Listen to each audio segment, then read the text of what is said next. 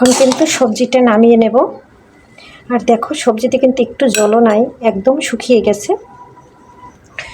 বন্ধুরা এতটা সুন্দর একটা ফ্লেভার বের হয়েছে তা বলার মতো না।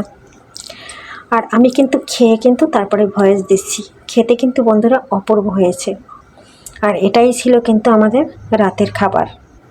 খুবই মজাদার একটা সবজি। বন্ধুরা যদি রেসিপিটা ভালো লাগে তাহলে একবার রেসিপিটা রান্না করে বাসায় দেখতে পারো কেমন লাগে খেতে। অপূর্ব হয়েছে বন্ধুরা। নমস্কার বন্ধুরা, আমি পাপড়ি কিচেন অ্যান্ড ব্লগ থেকে চলে আসলাম নতুন একটা রেসিপি নিয়ে। নিশ্চয়ই তোমাদের কাছে রেসিপিটা ভালো লাগবে।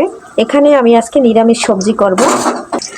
নিরামিষ সবজির জন্য নিয়ে নিচ্ছি গাজর কেটে, নিয়ে নিচ্ছি কাঁচকলা কেটে, নিয়ে নিচ্ছি শালগমের পাতা, আর নিয়ে নিচ্ছি ফুলকপির ডাঁটা, আর নিয়ে নিচ্ছি পাতাকপি, আর নিয়ে নিচ্ছি শিম, আর নিয়ে নিচ্ছি ফুলকপি। আর এখানে নিয়ে নিচ্ছি কয়েকটা বড়ি। বড়িটা প্রথমে আমি ডুবা তেলে ভেজে নিচ্ছি। বড়িটা ভাজা হয়ে গেছে, এখন আমি তুলে নিচ্ছি। ফোড়নে দিয়ে দেব শুকনো লঙ্কা, এখানে দিয়ে দিচ্ছি কয়েকটা রাঁধুনি ফোড়নে, আর দিয়েছি কয়েকটা গোটা জিরা। এখন ফুলকপি আর ফুলকপির ডাঁটাটা দিয়ে দিয়েছি, একটু আগে ভেজে নেব। তারপরে এক এক করে অন্য সবজিগুলো দিয়ে দেব। দিয়ে দিচ্ছি দুইটা তেজপাতা মাঝখান থেকে টুকরো করে।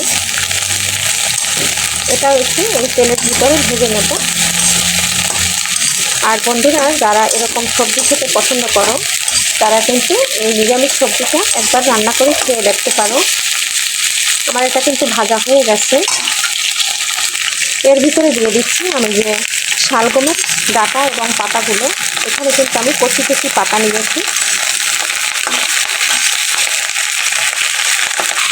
এখানে একটু লবণ দিয়ে দিচ্ছি, যেহেতু শাকটা দিয়েছি তাই লবণ না দিলে শাকটা সটকা দিয়ে যেতে পারে। এখন দিয়ে দিচ্ছি বাঁধাকপিগুলো, এখন দিয়ে দেবো কাঁচকলা, আর দিয়ে দেবো গাজর। সিমটা সব থেকে পরে দেবো, কারণ সিমে কিন্তু বন্ধুরা বেশি জাল হইলে টক হয়ে যায়। এখন দিয়ে দেবো পরিমাণ মতন হলুদ। বন্ধুরা এখন দেখো কিন্তু আমি দিয়ে দিচ্ছি কাঁচামরিচটা। আর এদিকে কিন্তু আমি একটু জলও দিই নাই সবজিতে, সম্পূর্ণ কিন্তু একদম আস্তে আস্তে হয়ে যাবে রান্না। আর এটা যেহেতু আমি ঝোল করব না, শুকনো শুকনো করব। এখন মরিচটা দিয়ে একটু ঢাকনা দিয়ে 10 মিনিটের জন্য ঢেকে দেব। তারপরে আমি সিম সবজিটা দিয়ে দেব। 5 মিনিট পরে চলে আসলাম, এখন আমি সিমগুলো দিয়ে দেব।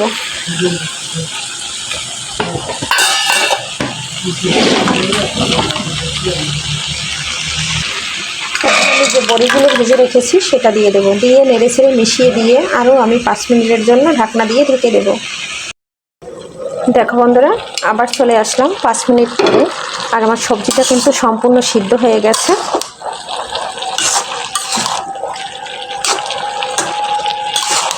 আর আমি সবজিটা কিন্তু একদম ভেঙে গুঁড়া গুঁড়া করে দিয়েছি, কারণ যেহেতু এটা নিরামিষ সবজি হবে বন্ধুরা।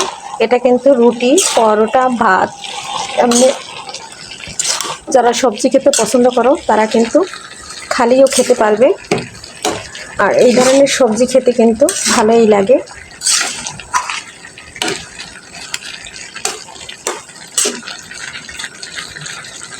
আর যেটুক জল আছে এটুকু কিন্তু বন্ধুরা একদম রাখবো না। আর এখন এই পর্যায়ে কিন্তু আমি 1 চামচ চিনি দিয়ে দিলাম, যেহেতু নিরামিষ সবজি এখানে কোনো রসুন ব্যবহার করছি না। আর এই চিনিটা দিলে পরে সবজির টেস্টটা কিন্তু খুব ভালো আসবে।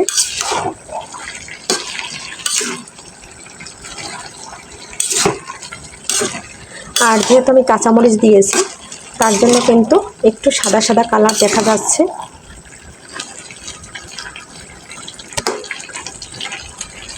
এখন দিয়ে দেব আমি একটু জিরা এবং ধনিয়ার গুঁড়া ভাজাটা। ধনিয়ার গুঁড়াটা দিয়ে দিচ্ছি, এখন কিন্তু জিরার গুঁড়াটা দিয়ে দিচ্ছি। এখন নেড়ে ছেড়ে মিশিয়ে দেব।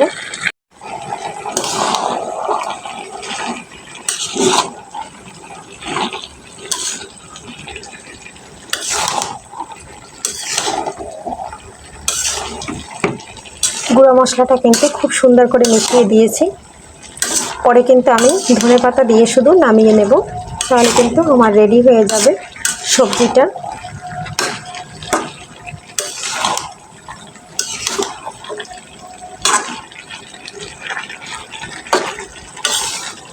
আর এখানে কিন্তু বন্ধুরা আমি একটু জলও দিই, সম্পূর্ণ জলটা কিন্তু আমার একদম শুকিয়ে গেছে।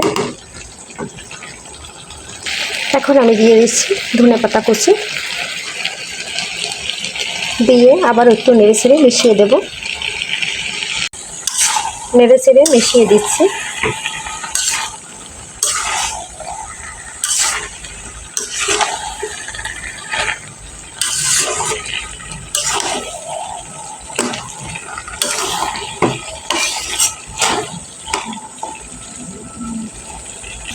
বন্ধুরা একদম কিন্তু আমার সবজিটা রেডি। আজকের ভিডিও এখান থেকে বিদায় নিচ্ছি বন্ধুরা। সবাই ভালো থাকবে, সুস্থ থাকবে, আর পরবর্তী ভিডিও দেখার জন্য আমন্ত্রণ রইল। Bye bye.